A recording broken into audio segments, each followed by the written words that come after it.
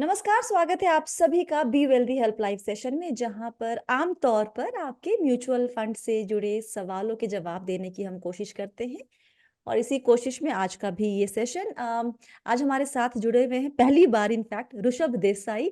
So hi to Rishabh, पहले लिखिए नीचे कमेंट सेक्शन में, फिर आगे बढ़ेंगे। फटफट लिखना शुरू करें। ऑलराइटी, ऋषभ आज हमारे साथ पहली बार जुड़े हैं। मेरी इनसे मुलाकात हालांकि सिर्फ एक बार हुई थी मुंबई में, लेकिन उसी एक मुलाकात ने एक बड़ा अच्छा इंप्रेशन मेरे मन पे कि यार ये इतने मेहनती हैं और इतने नॉलेज वाले हैं, तो इन्हें क्यों नहीं हम अपने बी वेल्दी पर लाए। Thank you so much Rishabh, आज हमारे साथ यहाँ पर बी वेल्दी में ज्वाइन करने के लिए। स्वाति जी, आपका बहुत बहुत शुक्रिया मुझे शो पर बुलाने के लिए। तो ऋषभ क्या करते हैं? ऋषभ फाउंडर है रुपी विथ ऋषभ इन्वेस्टमेंट सर्विसेज के, और इन्होंने अपना जो करियर था वो शुरू किया था 2008 में।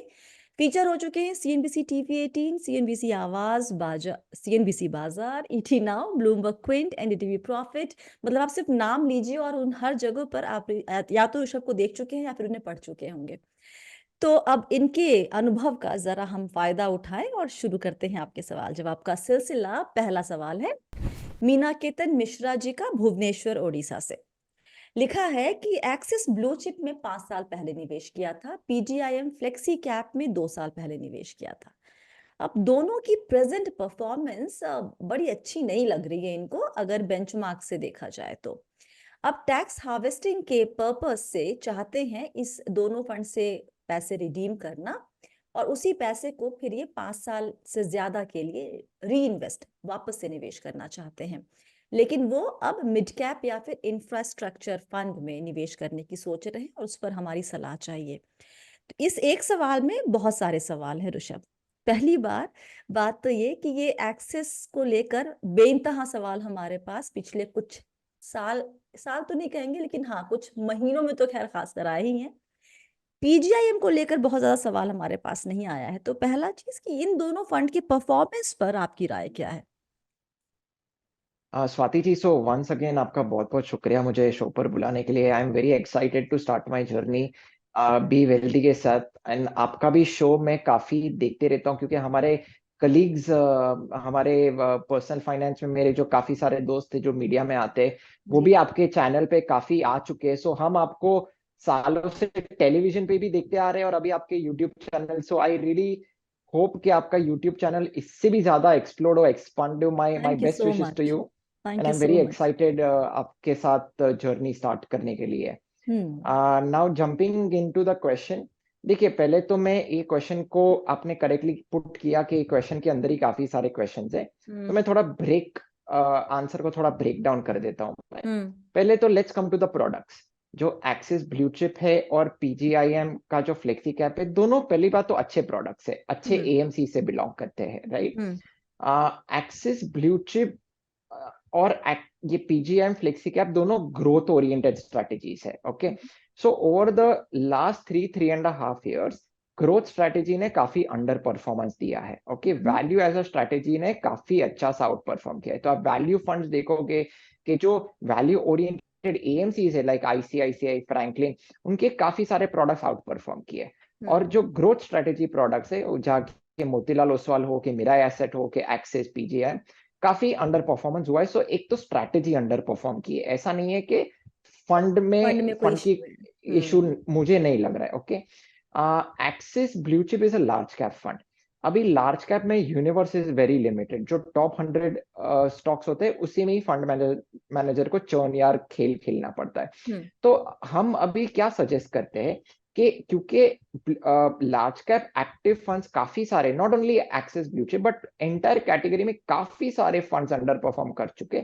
तो अभी हम हमारे क्लाइंट्स को रेकमेंड करते थे एक्टिव लार्ज कैप से अभी आप पैसिव में जाइए। Okay, okay. पैसिव में आइदर सेंसेक्स प्लान की निफ्टी 50 आ सकता है, या फिर स्मार्ट बीटा अल्फा, या फिर value smart beta products large cap में वो जा सकते हैं। सो हम्म। वो डेफिनेटली एक्सिस ब्लू चिप को टाटा बाय बाय बोल सकते हैं अभी। और हम्म। उसके अलावा आप स्मार्ट बीटा या फिर ट्रेडिशनल लार्ज कैप इंडेक्स में निवेश कर सकते हैं। Okay. Coming to PGIM Flexi Cap, क्योंकि पीजीआईएम फ्लेक्सी कैप उन्होंने सिर्फ 2 साल पहले ही इन्वेस्ट किया है, मेरे हिसाब से एएमसी अच्छा है, उनका सीआईओ बहुत अच्छा है। Give it some more time, hmm. थोड़ा मे बी 2 और साल दीजिए। ओके, एक 4 या 5 साल का एक पीरियड पूरा होने दीजिए। अगर 5 साल के पीरियड में भी अंडर परफॉर्म कर रहा है बाय अ ड्रास्टिक मार्जिन, तो फिर आप पीजीआईएम फ्लेक्सी कैप से रिडीम करके कोई दूसरा फ्लेक्सी कैप फंड देख सकते हैं। Otherwise PGIM Flexi cap is a hold from my side at least for another 2 years। Axis Blue chip को रिडीम करके रिप्लेस करके index large cap index fund में जा सकते हैं। This is number 1। नंबर 2, देखिए कभी भी आप रिडेम्पशन का कॉल लेते हो, स्विच का कॉल लेते हो, तो प्योरली परफॉर्मेंस बेस पे लेना चाहिए। यूजुअली टैक्स हार्वेस्टिंग पे नहीं लेना चाहिए। टैक्स हार्वेस्टिंग यूजुअली काफी सिक्लिकल प्रोडक्ट पे अगर लंबे समय तक अगर फंड नेगेटिव में जा रहा है, फॉर एग्जांपल अभी देखिए चाइना का एक फंड है, ओके, चाइना का market is negative for quite some time, okay. तो उसमें see although I am little bit bullish on the China market, मगर अगर चाइना मार्केट फिर भी नेगेटिव जा रहा है फॉर द अनदर 2-3 years, तो उसमें टैक्स हार्वेस्टिंग आप कर सकते हो। आप उसके जो लॉस है वो रिडीम करके फंड में से वो सेट ऑफ कर सकते हो। But tax harvesting should not be taken as the first priority. वो एक सेकंड या फिर एक थोड़ा प्रायोरिटी के लिस्ट में काफी नीचे होना चाहिए। This is number 2। नंबर 3, कि जो उन रिडीम करके वो कौन से फंड में जाना चाह रहे हैं, मैं देख रहा हूँ उनके क्वेश्चन में कि मिड कैप या फिर जापान इंफ्रास्ट्रक्चर इंफ्रास्ट्रक्चर। फंड में, करेक्ट। सो देखिए infrastructure is trading at a very high premium today. Infrastructure अगर एक सेक्टोरियल फंड है, एक थीमेटिक फंड है, तो काफी वॉलेटाइल भी हो सकता है और काफी सिक्लिकल भी हो सकता है। तो मेरी recommendation is a big no in the infrastructure fund. देखिए मिड कैप भी अभी काफी उसके वैल्यूएशन प्रीमियम भी जा वैल्यूएशंस। रहे, करेक्ट, तो लमसम उसमें भी ना है। तो मेरे हिसाब से करंटली कोई दूसरे कोई फ्लेक्सी कैप स्ट्रैटेजी पकड़े तो मेरे हिसाब से काफी बेहतर रहेगा। ऑलराइट। और आपने जो कहा दो चीजें आई थिंक यहाँ पर, एक तो ये रीसेंसी बायस इनके इस डिसीजन में है, मिड कैप और इंफ्रा दोनों, क्योंकि दोनों ही इतना अच्छा कर रहे हैं बीते कुछ महीनों से कि वहां पर सबका 99% लोग अब जब नया इन्वेस्टमेंट करने की सोच रहे हैं ऋषभ, तो उनकी जो पहली चॉइस होती है ना वो मिड कैप या फिर स्मॉल कैप होती है।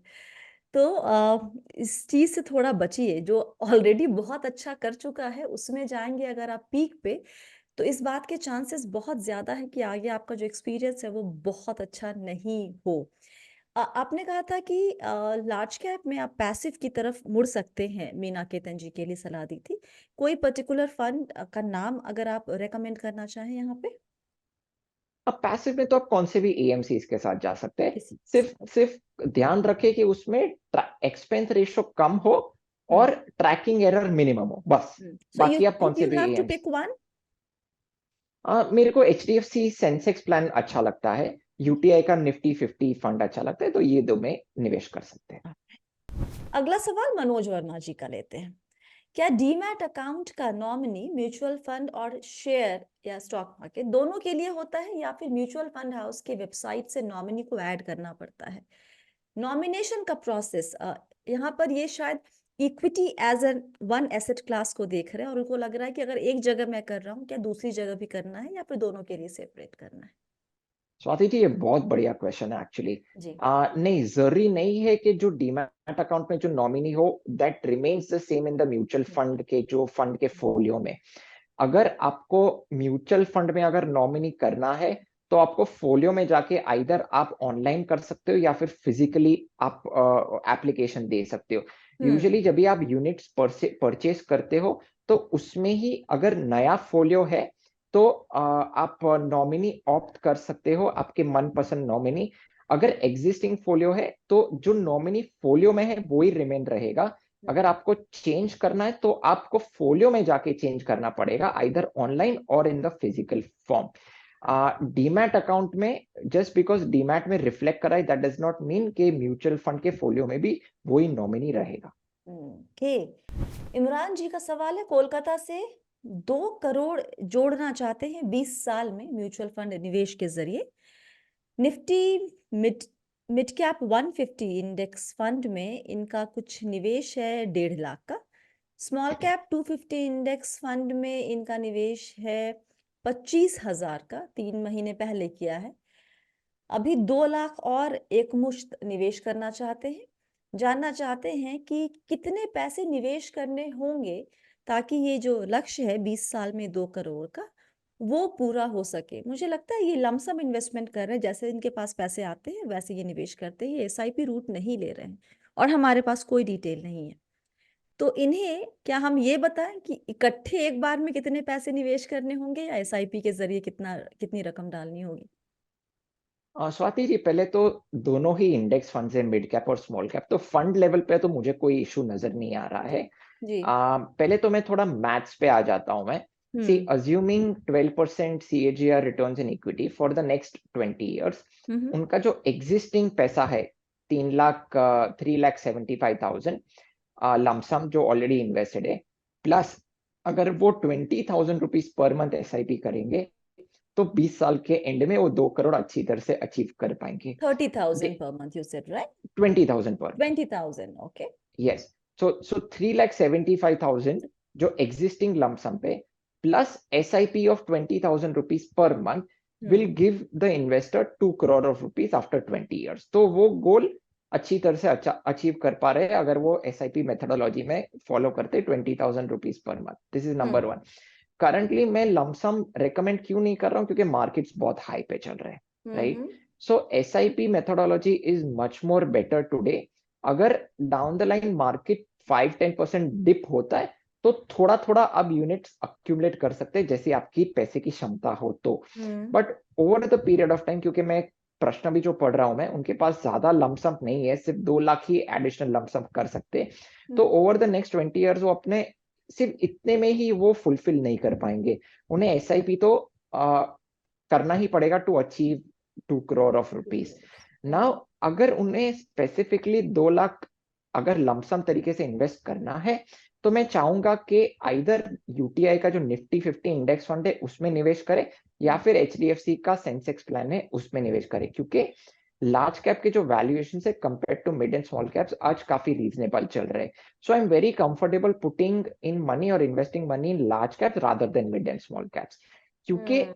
उनके पास सिर्फ मिड एंड स्मॉल कैप ही है, कोई लार्ज कैप फंड नहीं है। तो मैं चाहूंगा कि वो लार्ज कैप फंड इंट्रोड्यूस करे from a better risk mitigation point of view. क्योंकि हम्म। क्या होता है ना कि अगर आप मिड एंड स्मॉल कैप देखिए, mid and small caps volatile भी है और सिक्लिकल भी है। हमने पास्ट में देखा है कि mid and small cap 6-7 years at a stretch returns भी नहीं दिए। हम्म। ओके, सो इतना वॉलेटिलिटी और cyclicality risk is not good in one's portfolio. थोड़ा सा बैलेंस रखे, क्योंकि लार्ज कैप, मिड कैप और स्मॉल कैप तीनों का एक अपना अपना साइकिल होता है, आउट परफॉर्मेंस और अंडर परफॉर्मेंस। सो एक फंड लार्ज कैप का इंट्रोड्यूस करेंगे तो मेरे हिसाब से काफी अच्छा रहेगा पोर्टफोलियो रिस्क के लिए, रिस्क एपेटाइट के लिए। ऑलराइट, राकेश जी का सवाल है अगला।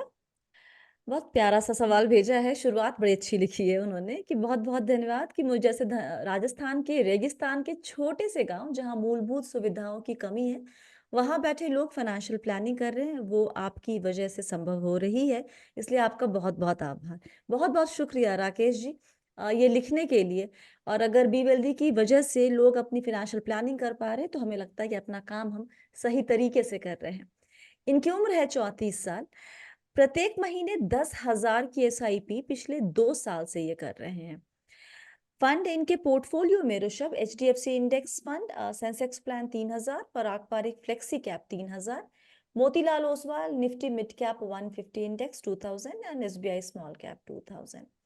हर साल 5% का स्टेप अप भी इन्होंने लगाया हुआ है और इन्हें पैसे की जरूरत जो होगी वो 20 साल के बाद होगी। जानना चाहते हैं क्या ये फंड सही है या समय समय पर बदलाव करने की जरूरत होगी। और साथ ही ये भी पूछा है कि इनके पास 2 से 3 लाख रुपए इमरजेंसी के लिए पड़े हैं, वो मुझे कौन से फंड में रखना चाहिए जिससे मुझे जब आवश्यकता हो मैं तुरंत निकाल सकूं। पहला सवाल इमरजेंसी फंड से शुरू करते हैं। नॉर्मली मैं प्रेफर करती हूँ अपने सेविंग अकाउंट में रखना। 2 बैंक अकाउंट है, दूसरे बैंक अकाउंट में मेरा इमरजेंसी फंड होता है। आपकी सलाह क्या होती है अपने क्लाइंट को? साजी जी, पहले तो कॉन्ग्रेचुलेशन कि आप कहाँ कहाँ रीच कर रही हो, touching so many lives actually.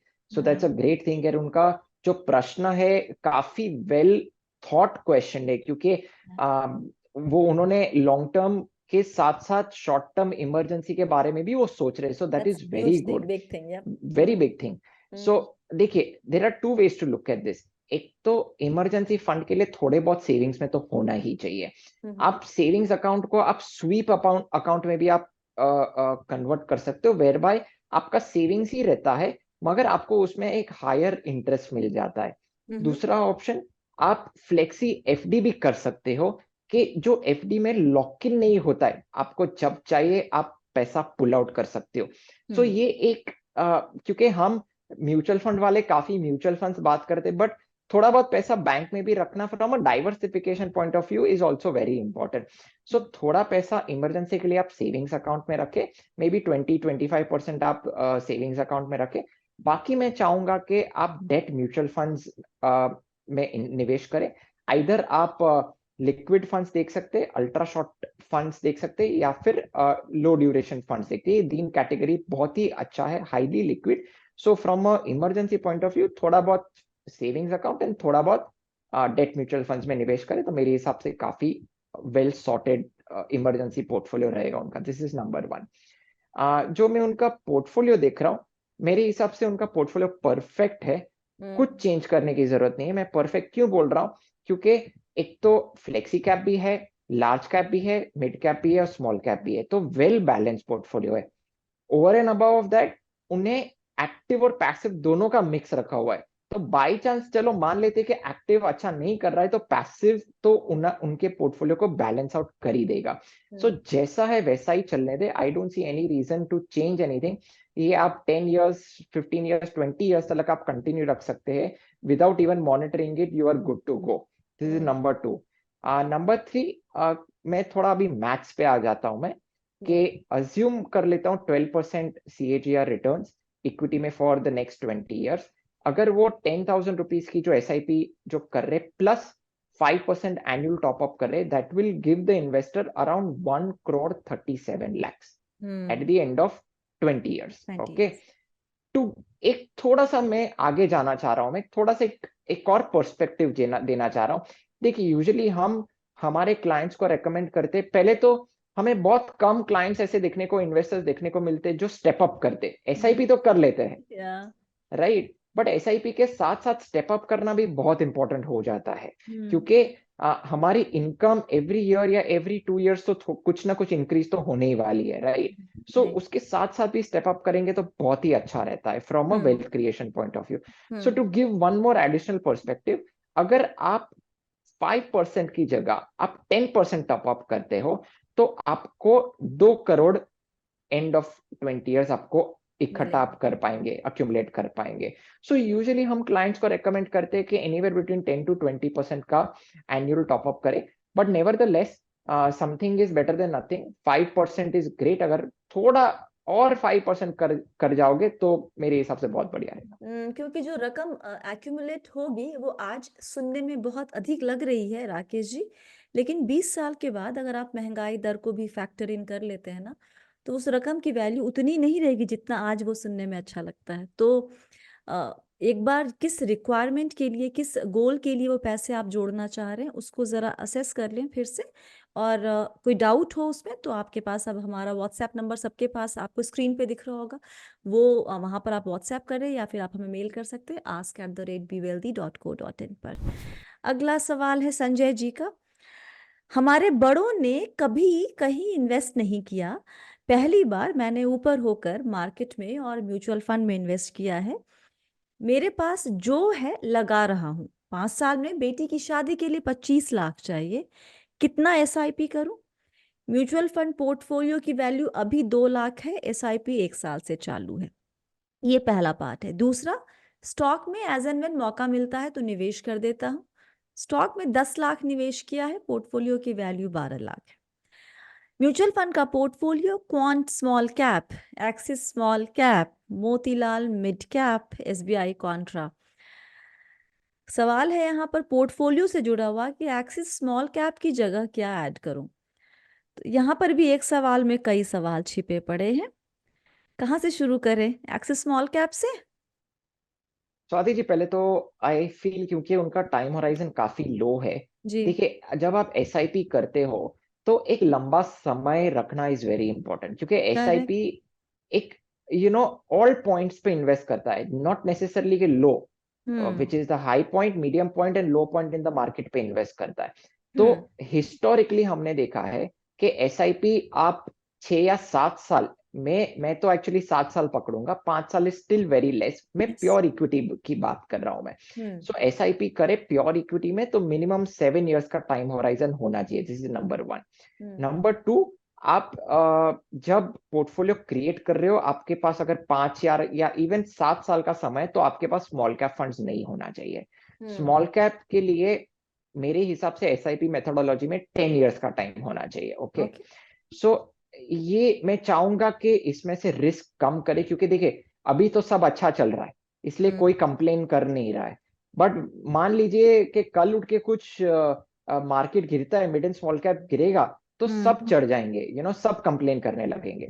सो मेरे हिसाब से नंबर 1 के from a 5 year point of view, ये मिड एंड स्मॉल कैप का पोर्टफोलियो मुझे सही नहीं लग रहा है। अगर आपके पास 5 साल का समय है, तो एक बहुत ही अच्छी हाइब्रिड कैटेगरी है balance advantage category, which is also known as dynamic asset allocation category.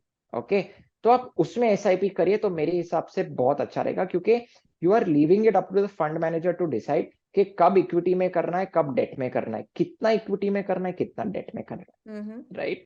So from a risk mitigation point of view, and क्योंकि उनका टाइम होराइजन 5 साल का है, तो प्योर इक्विटी में मैं तो सजेस्ट नहीं करूंगा। मैं चाहूंगा कि वो डायनेमिक एसेट एलोकेशन फंड्स में एसआईपी करे, दिस इज नंबर 1। नंबर 2, देखिए अगर मैं थोड़ा कैलकुलेशन मैथ्स पे आ जाता हूँ, अज्यूमिंग 9% सीएजीआर रिटर्न, क्योंकि समय भी छोटा है, तो मैं ज्यादा रिटर्न्स में अज्यूम नहीं कर रहा हूं। मैं एक from a conservative point of view एक 9% सीएजीआर रिटर्न्स अज्यूम कर रहा हूं मैं। उनका जो 2 लाख का जो कॉर्पस है, और which is already invested, plus जो 12 लाख को जो स्टॉक्स में उन्होंने निवेश करके रखा है, इन एडिशन टू दैट, अगर वो 10,000 रुपीज एसआईपी करते हैं पर मंथ, तो वो 29 लाख रुपीज इकट्ठा कर पा रहे हैं eight the end of the 5 years। Okay, okay, तो वो अपना गोल जो 25 लाख का जो गोल है, वो काफी अच्छी तरह से वो अचीव कर पा रहे हैं। पाएंगे। बट अगेन मैं चाहूंगा कि वो, क्योंकि अभी देखिए मार्केट ऑलरेडी पीक पे अच्छा है, तो मैं चाहूंगा कि पोर्टफोलियो में से रिडीम करे और बैलेंस एडवांटेज के पोर्टफोलियो में, बैलेंस एडवांटेज के फंड में जाए, तो मेरे हिसाब से 5 साल के लिए बहुत ही अच्छी तरह से ये रिटर्न्स अचीव हो सकते हैं। ओके, 2 सवाल यहाँ पे। पहला, आपने कहा कि आप स्मॉल कैप के लिए जब वो एसआईपी करता है तो आपको लगता है कि 10 साल का समय वुड बी एप्रोप्रिएट 5 साल या 6 साल के तुलना में। Why would you say that? Purely because small caps are very volatile and very cyclical. Okay, so मान लीजिए कि at the end of the 7th year कुछ रिटर्न्स नहीं दिया, तो क्या करेंगे आप? क्योंकि स्मॉल कैप्स और मिड कैप्स ने हमने हिस्टोरिकली देखा है कि 6-7 years एट अ स्ट्रेच कोई रिटर्न्स नहीं दिया है मिड एंड स्मॉल कैप्स में। सो दिस इज, ये लमसम नहीं कर रहे, ये एसआईपी कर रहे हैं। ओके, सो मान लीजिए फॉर 6-7 years आप वो बेयर पीरियड में ही आप एसआईपी कर रहे, तो आपको and of the 6th year और 7 years तो आपको देखने को ही कुछ नहीं मिलेगा, हार्डली आपको रिटर्न्स मिलेगा, राइट। सी, आप मिड एंड स्मॉल कैप्स में क्यों निवेश करते हो? Let's understand that first. Mid and small caps में आप इन्वेस्ट करते हो क्योंकि मुझे मार्केट के ज्यादा रिटर्न्स चाहिए, right. I want to be little greedy, that is why मैं मिड एंड स्मॉल कैप्स में जा रहा हूँ, राइट। पर मिड एंड स्मॉल कैप्स में भी timing is also very important. ठीक है, आप एसआईपी कर रहे हो, उसमें एवरेज हो रहा है, बट एवरेज होने के लिए भी एक थोड़ा लंबा समय देना is very important. For example, eight the end of the 6th year और 7th year कुछ मोटा मार्केट क्रैश हो गया, तो क्या करेंगे आप? राइट। सो एटलीस्ट आप 10 years रखोगे ना, तो एटलीस्ट चलो नेगेटिव भी, आप मार्केट गिरेगा भी ना, तो may be it may not affect the capital. Okay, okay, here you. और डायनेमिक एसेट एलोकेशन, अभी इनके पास 1 2 3 4 फंड है, तो अगर आप ये कह रहे हैं कि ये पोर्टफोलियो से निकल के आप डायनेमिक एसेट एलोकेशन फंड में निवेश करें, तो कितने फंड आप रेकमेंड करेंगे और कोई नाम? देखिए फंड्स बुरे नहीं है Swati ji. I know, I okay, understood the logic, क्योंकि आपको करेक्ट, लगता है कि 5 साल का वक्त बहुत कम वक्त है प्योर इक्विटी के लिए। We we understood that part, Rishabh. तो परफेक्ट। बुरे हैं इसलिए नहीं निकलने के लिए कहा जा रहा है, लेकिन उनका जो समय है, समय सीमा है, वो एप्रोप्रिएट नहीं है निवेश के लिए वहां पर। That's the only logic, right Rishabh? Perfect, and plus वो सिप कर रहे हैं, वो लमसम नहीं कर लमसम नहीं कर रहे हैं, राइट। रहे। राइट, तो राइट। सो मेरे डायनेमिक हिसाब एसेट से, एलोकेशन में आपकी राय क्या होगी, कौन से फंड में निवेश करें? मुझे दो फंड्स बहुत अच्छे लगते हैं डायनेमिक एसेट एलोकेशन कैटेगरी में। एक हम्म। तो आईसीआईसीआई का फंड है, which okay. Is very well manage, S Naren खुद मैनेज कर रही है फंड, तो हम्म। उसमें there is no question that things can go wrong. And second is Edelweiss balance advantage fund, वो भी ओके। मुझे बहुत अच्छा लग रहा है। दोनों फंड्स ने बहुत ही अच्छी तरीके से डाउन साइकिल्स में मैनेज किया हुआ है। सो ये दो फंड, एक प्रो सिक्लिकल है और एक काउंटर सिक्लिकल है। अच्छा। Edelweiss इज प्रो सिक्लिकल, थोड़ा सा अग्रेसिव है, और हम्म। आईसीआईसीआई इज काउंटर सिक्लिकल, थोड़ा सा कंजर्वेटिव है। So okay. एक अग्रेसिव और कंजर्वेटिव फंड रखेंगे तो वेल बैलेंस ओके, आपने यहाँ दो वर्ड टर्म इस्तेमाल किया, प्रो सिक्लिकल और काउंटर सिक्लिकल। हमारे कई दर्शकों को ये समझ में नहीं आएगा, थोड़ा सा एक्सप्लेन कर देंगे उसे प्लीज? देखिए, प्रो सिक्लिकल क्या करता है कि pro cyclical means buy high sell higher, okay. मतलब एक मोमेंटम स्ट्रेटेजी है pro cyclical. Okay, so hmm. They will buy more equity जब उन्हें लगता है कि इक्विटी मार्केट का बुल रन आ रहा है तो। ओके, और काउंटर सिक्लिकल क्या करता है कि जब वैल्यूएशन काफी रीजनेबल होते हैं, डर्ट चीप हो जाते हैं, मार्केट सुपर चीप हो जाता है, मार्केट क्रैश होता है, या फिर 10-20% मार्केट नीचे जाता है, हम्म। तब वो प्रोडक्ट ज्यादा इक्विटी में निवेश करता है। Right, so ICICI is little bit valuation cautious hmm. Product, but जो ईडलवाइस का जो BAIF product, it is more of a momentum. जब उन्हें लगता है कि और बढ़ेगा मार्केट, ऊपर और जाएगा, तभी उन लोग they take little higher exposure in equity. Okay. अब एक आखिरी सवाल इस सेशन का, और ये सवाल कई बार हमने लिया है और कईयों से इसके जवाब हमने जानने की कोशिश की है। आज आपकी बारी। उन्होंने 10 लाख रुपए निवेश किए हुए हैं अलग अलग म्यूचुअल फंड में, म्यूचुअल फंड स्कीम्स में। अब ये घर नाम नहीं पता हमें इनका, इन्होंने व्हाट्सएप पे सवाल भेजा था। अब घर खरीदने की सोच रहे हैं, जानना चाहते हैं कि should I withdraw that amount and buy a house, or take a loan and then pay the loan EMI from SWP from the mutual fund? हमें ये नहीं पता कि ये इनका पहला घर है, दूसरा घर है, हमें कोई भी जानकारी इससे ज़्यादा नहीं है ऋषभ। अगर हम ये मान के चले कि पहला ही घर खरीद रहे हैं, क्या ये, एक तो पहली बात, क्या ये चीज़ भी कोई रोल प्ले करती है फैसला लेने में? या फिर अगर नहीं या हाँ कुछ भी, तो क्या करना चाहिए इन्हें? Swati ji, when it comes to loan, मैं थोड़ा सा ओल्ड स्कूल हुँ, मेंटालिटी से बिलोंग करता हूं मैं, हुँ, क्योंकि मुझे इतना कर्जा पसंद नहीं है। और अगर फॉर एग्जांपल आपने जो कहा कि लेट्स अज्यूम कि उनका पहला घर है, और उनके प्रायोरिटी लिस्ट में अगर purchasing a house comes in the top 3, I think loan लेना मेरे हिसाब से ठीक नहीं लग रहा है। और प्लस मार्केट्स ऑलरेडी अच्छे खासे प्राइस्ड इन है, अच्छे पीक लेवल्स पे है। अगर उन्हें, उनका पोर्टफोलियो अगर पॉजिटिव में है, तो मेरे हिसाब से वहां से निकल के buying a house should be the number one priority. That is what I feel. Hmm, loan basically, अगर मेरे पास कैश नहीं है, right, if I don't have money, right, and मेरे पास लमसम पैसा नहीं है, और मेरे किस्तों में पैसे आ रहे from what ever income source, either through salary और थ्रू माई बिजनेस, तो ही मैं लोन लेना पसंद करूंगा, अगर मेरा लंबा समय है तो। But hmm. If I have cash in hand, तो फिर मैं लोन लेना पसंद नहीं करूंगा। तो आपके हिसाब से ऋषभ, कि अगर आपके पास कैश है घर में तो लोन लेने की ज़रूरत नहीं है, जितना अवॉइड करें उतना बेहतर है। एब्सोल्युटली। ऑलराइट।